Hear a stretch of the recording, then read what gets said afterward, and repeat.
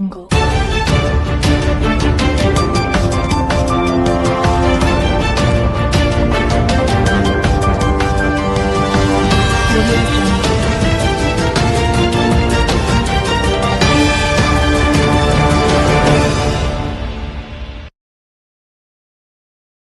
ರಾಷ್ಟ್ರೀಯ ಸ್ವಾಭಿಮಾನ ಆಂದೋಲನ ನವದೆಹಲಿ ನಿರ್ಮಲ ತುಂಗಭದ್ರಾ ಅಭಿಯಾನ ಸಮಿತಿ ಕರ್ನಾಟಕ ಪರ್ಯಾವರಣ ಟ್ರಸ್ಟ್ ಶಿವಮೊಗ್ಗ ಇವರ ಸಂಯುಕ್ತ ಆಶ್ರಯದಲ್ಲಿ ನಿರ್ಮಲ ತುಂಗಭದ್ರಾ ಅಭಿಯಾನ 3ನೇ ಹಂತದ ಜಲ ಜಾಗೃತಿ ಜನ ಜಾಗೃತಿ ಪಾದಯಾತ್ರೆಯು ಡಿಸೆಂಬರ್ 27ರಿಂದ ಜನವರಿ 4ರವರೆಗೆ ಗಂಗಾವತಿಯಿಂದ ಮಂತ್ರಾಲಯದವರೆಗೆ ನಡೆಯಲಿದೆ.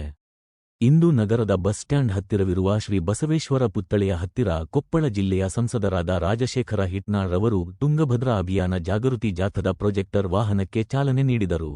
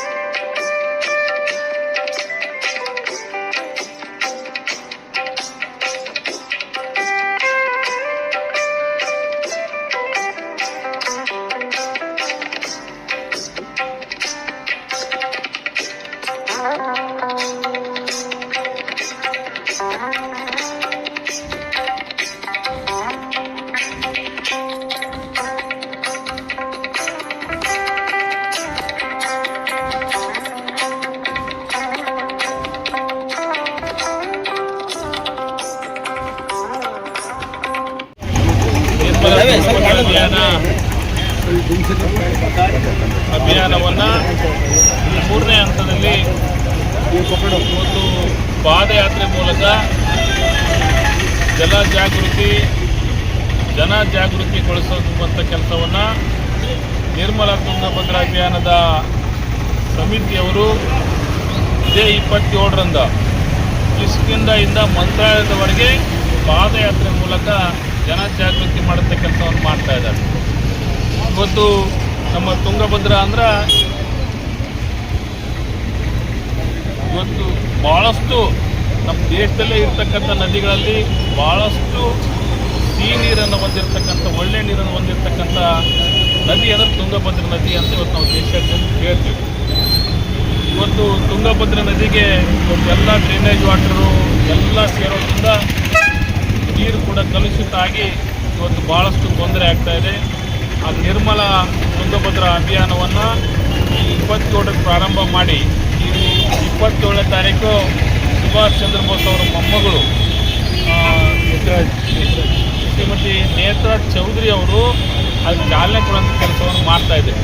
ಇದರಲ್ಲಿ ಎಲ್ಲ ಧರ್ಮದವರು, ಎಲ್ಲ ಜಾತಿಯವರು ಎಲ್ಲರೂ ಕೂಡ ಭಾಗವಹಿಸಿದ್ದಾರೆ. ಪಕ್ಷಾತೀತವಾಗಿ ಎಲ್ಲರೂ ಕೂಡ ಭಾಗವಹಿಸಿ ಜನಜಾಗೃತಿ ಮೂಡಿಸ್ತಕ್ಕಂಥವನ್ನ ಇವತ್ತು ಜಲ ನಿರ್ಮಲ ಅಭಿಯಾನವನ್ನು, ನಿರ್ಮಲ ತುಂಗಭದ್ರಾ ಅಭಿಯಾನದಲ್ಲಿ ಜನಜಾಗೃತಿ ಮೂಡಿಸುವಂಥ ಕಾರ್ಯಕ್ರಮವನ್ನು ಮಾಡ್ತಾ ಇದ್ದಾರೆ. ಎಲ್ಲ ಸಾರ್ವಜನಿಕರು, ಎಲ್ಲ ಮುಖಂಡರು ಕೂಡ ವಿನಂತಿಯನ್ನು ಮಾಡ್ತೇವೆ. ಎಲ್ಲ ಸ್ತ್ರೀಗಳು ಭಾಗವಹಿಸ್ತಿದ್ದಾರೆ, ಎಲ್ಲ ರಾಜಕಾರಣಿಗಳು ಭಾಗವಹಿಸ್ತಿದ್ದಾರೆ, ಎಲ್ಲ ಧರ್ಮಗುರುಗಳು ಸಹ ಭಾಗವಹಿಸ್ತಿದ್ದಾರೆ. ಭಾಗವಹಿಸಿ ಕಾರ್ಯಕ್ರಮವನ್ನು ಯಶಸ್ವಿಗೊಳಿಸಬೇಕು, ಜನರ ಜಾಗೃತಿಗೊಳಿಸಬೇಕು. ಮುಂದಿನ ಕೂಡ ಪೀಳಿಗೆ ಕೂಡ ತುಂಗಭದ್ರಾ ನಿರ್ಮಲವಾಗಿರಬೇಕು ಕೆಲಸದಲ್ಲಿ ಭಾಗವಹಿಸಬೇಕಂದ್ರೆ ಎಲ್ಲರೂ ಕೂಡ ವಿನಂತಿಯನ್ನು ಮಾಡ್ತೀವಿ. ನಾವು ರಥಯಾತ್ರೆಯನ್ನು ಅಂಜನಾದ್ರಿ ಬೆಟ್ಟದಲ್ಲಿ ಮೊನ್ನೆ ಪ್ರಾರಂಭ ಮಾಡಿದ್ವಿ. ಇವತ್ತು ಮಾನ್ಯ ಸಂಸದರಿಂದ ನಮ್ಮ ನಿರ್ಮಲ ತುಂಗಭದ್ರಾ ಅಭಿಯಾನದ LCT ವಾಹನವನ್ನು ಇವತ್ತು ಉದ್ಘಾಟನೆ ಮಾಡ್ತಾ ಇದ್ದೀವಿ. ಅವರ ಅಮೃತ ಹಸ್ತದಿಂದ ಅವರಿಗೆ ನಮ್ಮ ಅಭಿಯಾನಕ್ಕೆ ಆಹ್ವಾನವನ್ನು ಕೊಡ್ತಾ ಇದ್ದೀವಿ. 27ನೇ ತಾರೀಕಿಂದ ನಡೆಯುವಂಥ ಈ ಜಲಜಾಗೃತಿ ನಮಗೆ ಕುಡಿಲಿಕ್ಕೆ ಮುಂದಿನ ಜನಕ್ಕೆ ನಾವು ಎಷ್ಟೋ ಸಾವಿರಾರು ಕೋಟಿ ಬಿಟ್ಟು ಹೋಗೋದಲ್ಲ, ಬಿಲ್ಡಿಂಗ್ಗಳನ್ನು, ದೊಡ್ಡ ದೊಡ್ಡ ಬಿಲ್ಡಿಂಗ್ಗಳನ್ನು, ಕಾಂಪ್ಲೆಕ್ಸ್ ಬಿಟ್ಟು ಹೋಗೋದಲ್ಲ, ಶುದ್ಧ ನೀರು, ಶುದ್ಧ ಗಾಳಿ ಮತ್ತು ಒಳ್ಳೆಯ ಮಣ್ಣನ್ನು ಬಿಟ್ಟು ಹೋಗಬೇಕಾಗಿದೆ. ಆ ನಿಟ್ಟಿನಲ್ಲಿ ನಮ್ಮ ಜಲಜಾಗೃತಿ ನೀಡ್ತಾ ಇದೆ. ಗಣ್ಯರು ಗಂಗಾವತಿ ಬರ್ತಾ ಇದ್ದಾರೆ. ಅವರಿಗೆಲ್ಲ ಅವ್ರ ಜೊತೆ ನಾವು ಬೆರೆಯುವಂಥ ಅವಕಾಶ 27ರಿಂದ ಇದೆ. ತಾವೆಲ್ಲರೂ ಜಲಜಾಗೃತಿಯಲ್ಲಿ ಭಾಗವಹಿಸಬೇಕಂತ ನಾನು